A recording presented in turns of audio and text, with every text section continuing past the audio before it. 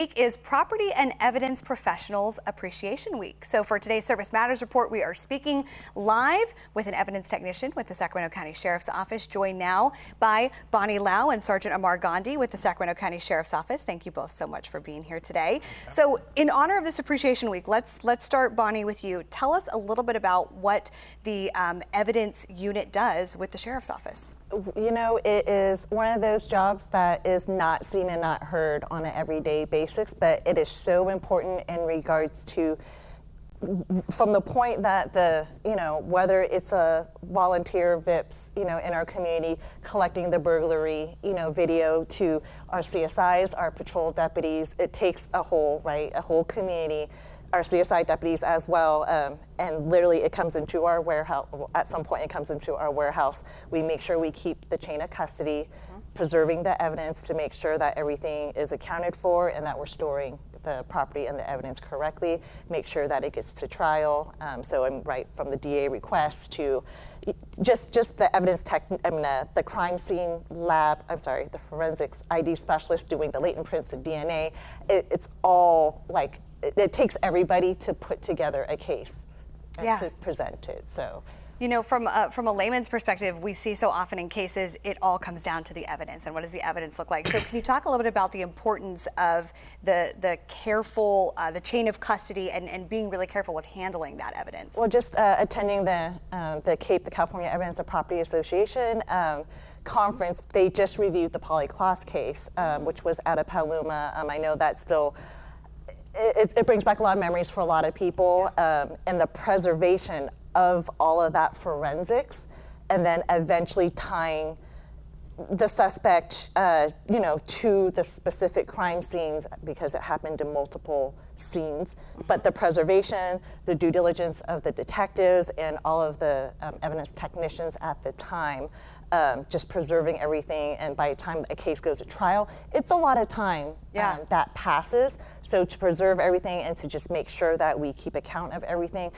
Again, it's a thankless job that a lot of people don't get that recognition just because it's behind the scenes. So at the end of the day, it's the inaugural evidence technician for 2024. So we appreciate you taking the time to appreciate us. Oh yeah, it's so interesting too. So maybe Amar, you can shed some light on this. When somebody is passing by an investigation or a crime scene, what do the evidence when we're looking at it, what are the evidence technicians doing? What do we see? How do we see them interacting with an investigation? Sure. So I mean, we watch TV shows and we think everything happens, at the blink of an eye.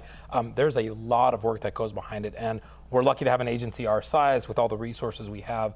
We have everything from NIBIN testing, so all those cool ballistic testings and all that kind of thing, that all happens behind the scenes at our property warehouse. So when you're out and you see a crime scene, they're collecting all this evidence. That big leg of the work, it's like an iceberg, right? You see the tip of the iceberg at the scene. The big part of that iceberg happens behind. We talk about cold cases, or in the Polly Klaas case, the preservation of the evidence, the chain of custody, all these things people don't really talk about because it's not super glamorous. Right. But that plays such a key role in these cases, and really, again, ultimately, we just want that bad guy in jail, and that's how we get that done. Yeah, that's how you concretely prove that sort of a thing. So for anyone watching who might be interested in this sort of a career, what sort of background, or maybe, what sort of things do people study in order to do your job? It's great to have a criminal justice degree, not saying it's necessary at all. A lot of our non-sworn positions go ranging from sheriff records specialist to the records officer class, which myself I am in, and there's 3 tiers to that. But really, there's so much of a range. So you can, I think it's just a high school diploma, pass the background check, and jobs range anywhere in corrections to crime analysts to help me out here. We're everywhere. We're community services. We're everywhere. So it's not just forensics or property evidence. There's so many non-sworn positions. As long as you're interested and you have a high moral degree, definitely with ethics, because again, no one's watching you do your job. So it's important to have the high moral standards So there's no college degree that will teach you that. So if anyone wants to serve and service with concern, which is our motto, legitimately, whether it's to the public or to our agency, you're really just doing it because you want to do the best job you can, to further the justice system. Yeah. That's great. And one last question for you.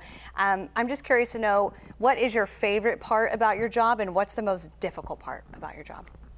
If there's no blood, sweat, and tears in anything, right, it's not worth doing. And taking on the property warehouse, it's a big job for a big agency. There's a lot of smaller agencies that do not have the luxuries that we have, like our NIBIN, IBIS. We are a regional asset, so we're open to the other agencies coming to get their casings put into the system. So I'm like, just having the resources, because we have them and then we're able to share it with other agencies, is a big plus. So the biggest factor for me is the mentoring, really, and reaching out to outside agencies. With all the other agencies in the surrounding areas, they've been utmost courteous in helping us learn and be better, be knowledgeable, and using CAPE and the IAPE and POST to set the industry standards of best practices. So just doing the best that we can to push to be the best. Yeah, and serve the public. We appreciate it so much. In honor of Property and Evidence Professionals Appreciation Week, Bonnie Lau, Sergeant Margandi, thank you so much for joining us. We really appreciate it. Thank you for having us. Thank you very much.